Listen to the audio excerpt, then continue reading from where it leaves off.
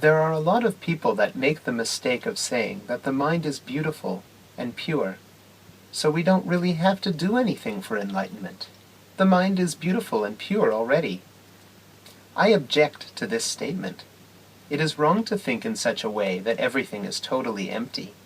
It is wrong to think in such a way because we tend to misunderstand that emptiness means there is nothing right and wrong, good or bad.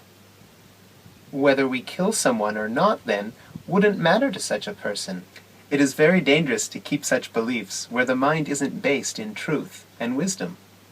The Buddha rejects such beliefs. He teaches the way of sila, morality, samadhi, concentration, and panya, wisdom, into the true nature of things. When people say the mind is pure and beautiful in Buddhism, they are referring to the mind of an arahant, one who has washed away the impurities of mind and ended suffering. It is not a regular person's mind that is pure and beautiful. If we haven't developed our mind to the stage of enlightenment, it is a big mistake to think in such a way. The mind is not pure. It is filled with impurity, with anger, greed, delusion, and dislike. Until we totally and fully enlighten as an arahant, we are still a student of the Buddha's teachings. Even if we reach a lower stage of enlightenment, the stream enterer, once returner, or non-returner, we are still a student. Starting off as a student, we have to listen to the true Dhamma. When we listen to the true Dhamma, we will hear teachings on morality, concentration, and wisdom. We make sure that we have a proper moral standard. We make sure that we understand what correct concentration or samadhi is, and then we achieve this mind that is right for wisdom.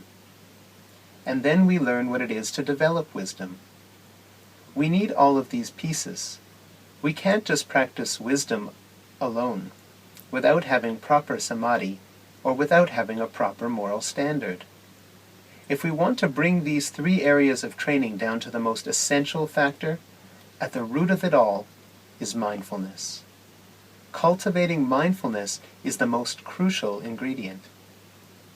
There are 4 foundations within which we can develop mindfulness: the body, feelings, mind, and natural processes. If we have mindfulness into each of these 4 aspects, then we will start to attain insight wisdom into the truth of the way things really are. When we do, the mind will become bored or dispassionate to the body and mind. Eventually, it will release all attachment to the body and mind, and suffering will end. We have to let the mind learn. We have to bring the mind to learning and understanding what it is to have a moral standard, or sila, what it is to have correct concentration, or the proper type of samadhi where the mind is the knower, and what it is to develop panya, or wisdom. We bring the mind to learn these things and develop on its own, much like bringing a child to school. If the kid listens and studies, he will be able to learn on his own. So our job is to watch the body and mind and to observe the body and mind as they really are. So, we have a job to do. Let's not just say I need to do nothing because everything is essentially empty and the mind is already pure and perfect as it is. That is a fantasy.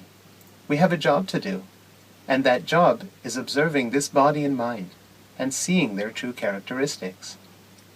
Once we are able to understand mindfulness and concentration and develop some wisdom, then we have to be teachers and help people to understand.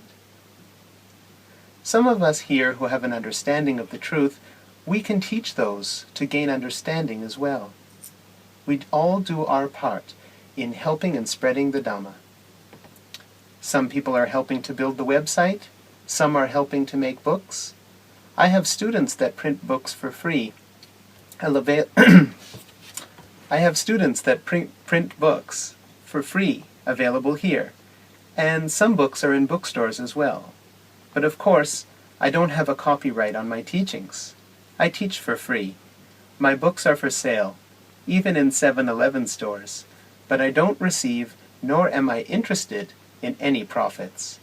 My only request is we study and practice what I teach, and once we understand, we pass the knowledge on.